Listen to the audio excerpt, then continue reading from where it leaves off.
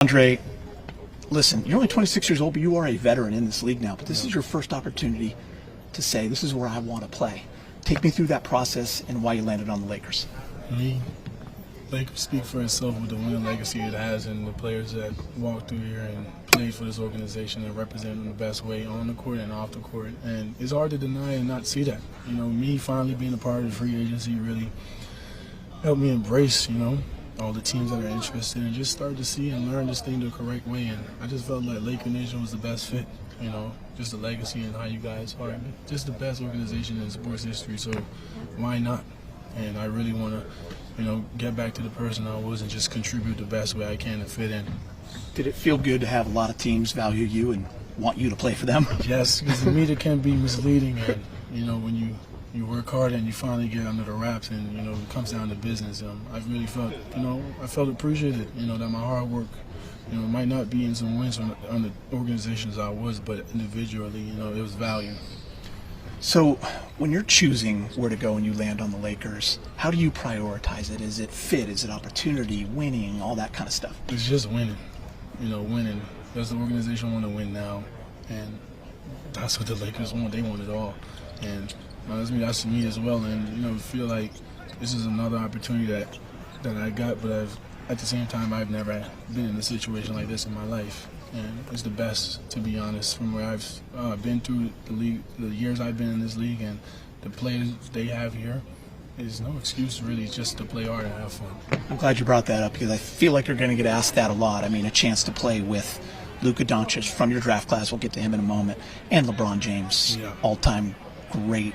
Did that weigh in, of course, to your decision? That one of the best playmakers in the game, him and Luka, and they both are once-in-a-generation players in their own lifetime, and we see it and we know it, and just me being a part of their team and wanting what they want me to do and just finishing, listening to JJ and listening to Rob and just understanding where I fit and just playing it hard just playing super hard in my role.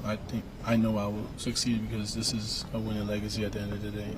How important and how much can you share about the relationship with you and Luka? Same draft class, Bill Duffy, of course, the same age, and now here you are, picks number 1 and 3 on the same team. But I know that relationship's important to you off the court. It is definitely off the court, and honestly, being with Luka, our times of coming through the draft and getting to know him, is super humble, and he's very funny as well, and we became super competitors coming up through this league, and it got to where he gave me a mean Game 7. And, some battles. Some battles is correct, and just honestly just seeing him, how he took over the league, and here I am joining this team is, it's a journey, and all I can do is just see him, first thing I'm probably just smiling and laughing, but know that it's business at the end of the day, and we're here for one thing, and that's win the championship. And I just want to show Laker Nation that they're getting the best of me, and I'm not taking this for granted. I mean, listen, Laker Nation knows your game. Of course, we remember that playoff series. You were so great. You went to the NBA Finals. You've done a lot in this league. You average a double-double. How motivated are you, though? Do you still feel like you have stuff to prove? I have so much to prove. Like you say, I'm only 26. Dudes like Luka, my age, 26, done took over the world and turn this league inside out, and I have so much room to improve, but I am a student of the game. I am coachable. Whatever LeBron, Luka, and Rob and JJ wants me to do, that's what I do, and I'm playing hard for Laker Nation. You know what I learned about you, which is super cool, is your relationship with Shaq. Yeah. I mean, he's got a statue, he's got the jersey. Yeah. I've been on his wing since I was 15, 16, playing for the EYBL team in California, and just being friends with his son, and we grew up together. That's why he's a brother to me, and just having that relationship, and going through the Suns and playing in the playoffs, getting the chance to speak to Shaq and all those guys like Charles and them, it was just really a uncle moment, nephew and uncle moment, that things he's seen out there. That's how he'd speak to me after the games in the EYBL and things like that, and just bring back a humbling experience. And I'm trying to get back to that. That's super cool that you shared that with us, and it kind of leads me to my next thing. Listen, you've been in the NBA Finals. You've had tons of moments in this league, but you're going to put on that purple and gold on opening night, and all the great centers that have come before you. What do you think those emotions will be like? Honestly, I just know I have a lot to prove, and there's a lot to show, but I just really want to show Laker Nation that I'm here to win. It's forget about me. I'm just here to win. Love that. Hey, we're happy to have you, man. I truly appreciate that. Yes, and welcome to town. Let me start with this. This process, from the moment you went from moving on from Portland to joining the Lakers, what was that process like, and how did you end up deciding on the Lakers? It was really calming. Once the clock was up and that I was a free agent, we embraced all the teams that were interested, and I honestly felt that the Lakers was the best fit. Why is that? Team that's ready to win a championship and have the best two playmakers in the world. And I know how I am, the type of player I am when I have those type of players, caliber players around me, and how I thrive and the type of wins and the contribution they'll get out of me. Nice. Hey, Deandre, have you spoken to LeBron? Have you spoken to Luka? Not really yet, but I've definitely got a text from Luka. I know how the off season go. This is not my first rodeo. People are probably busy and training and having times with their families, but I'm just waiting. I'm just really just trying to integrate myself with the team and get to know everybody. How do you envision, you mentioned the excitement you have to playing with those guys, but how do you envision this working with you guys on both ends of the floor, for that matter? Really just being a student of the game and just listening really, and just, I watch a lot of film on them just playing against them, and I got a feel of the things they favor, what's their bread and butter, but, it's different when you're on their team, and I just really want to just contribute and fit in as much as I can to the things they want me to do. Now, I know you and Doncic obviously have the tie of being in the same draft. You went 1, he went 3, and then ended up getting traded or whatnot, but you guys also have history in the playoffs against each other that didn't end so great for your particular team in one particular Game 7. But so what is it like now after being, I don't want to say rivals, it's not probably the proper word, but being competitors and now being on the same team, considering that history that you guys have against each other on the floor and from the draft?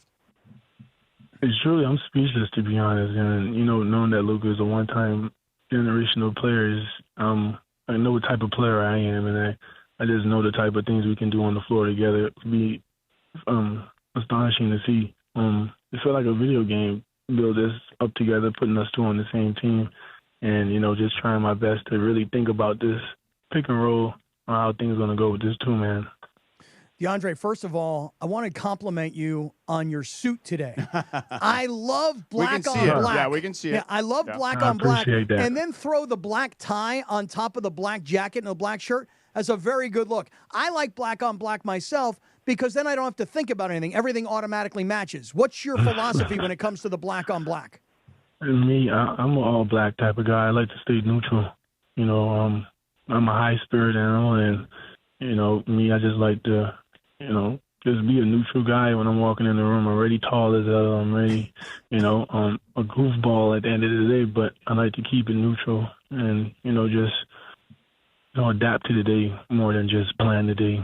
I got you, man. Okay, so here's the thing. I was telling George this yesterday, that when you were playing for Phoenix, I remember all the hype around you, especially that Phoenix team that went to the finals.